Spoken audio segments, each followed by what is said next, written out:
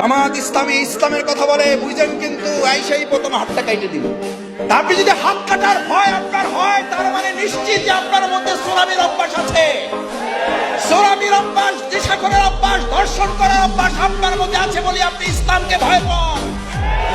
আর যারা ইসলামকে বিশ্বাস করে তারা ইসলামকে নিরাপদ এবং নিরাপত্তার গ্যারান্টি মনে করে। আল্লাহর হক আছে, মানুষের হক আছে, আপনাদের হক আছে।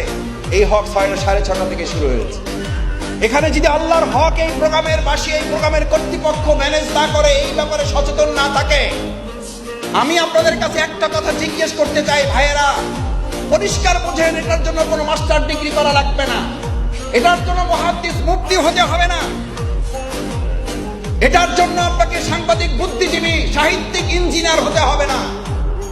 যে ব্যক্তি আল্লাহর হক আদায় করে না, সে আপনার হক আদায় করবে, এর গ্যারান্টি কে দেবে? যে আল্লাহর হক মেরে খেতে ভয় করে না আল্লাহকে, সে আপনার হক মেরে খেতে আপনাকে ভয় করবে? এটা পাগলেও বিশ্বাস করে না, আপনি আমি তো দূরের কথা। যে আল্লাহর হক নষ্ট করে, সে আপনার হক নষ্ট করতে এক চুল পরিমাণেও দ্বিধা করবে না। নামাজ সালাত তো দূরে, জানাজার মতো স্পর্শকাতর বিষয়। আমি দাঁড়িয়েছি একসাথে 12 দল 13 দল, অমুক মঞ্চ তমুক মঞ্চ, আলহামদুলিল্লাহ আন্দোলন সংগ্রামের কারণে এক কাতারে দাঁড়াতে হয়েছে, জানাজার কাতারেও দাঁড়াতে হয়েছে। আমি বললাম যে ভাই তাহলে আপনি দাঁড়ান, আমি একটু উঁচু করে আসি। কয় মাসুদ ভাই তাহলে উঁচু করতে পারবে না, এসে জায়গা পাবে না। আল্লাহ ভালো জানেন যে আদৌ উনি উঁচু সহ সালাত জানাজা আদায় করেছেন নাকি উঁচু ছাড়াই চালিয়ে দিয়েছেন। কারণ যে আল্লাহর হক নষ্ট করে, সে আপনার হক নষ্ট করতে দ্বিধা করবে না।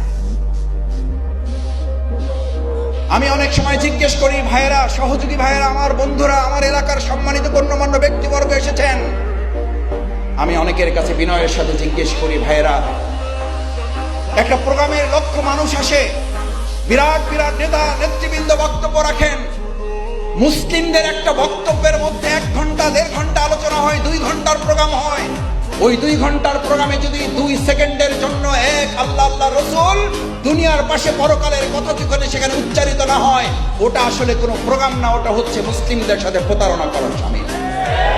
কারণ যে আপনাকে পরকালের কথা স্বীকার করে না, পরকালের কথা শুনায় না, পরকালকে স্মরণ করায় না, ওই সকল দুনিয়াদারের সাথে কাল কিয়ামতের দিনে আপনাকে হাসর হবে, ওই গাঁজাখোরের সাথে হাসর হবে, ওই জেনাকারীর সাথে হাসর হবে, ওই ঘুষখোরের সাথে হাসর হবে।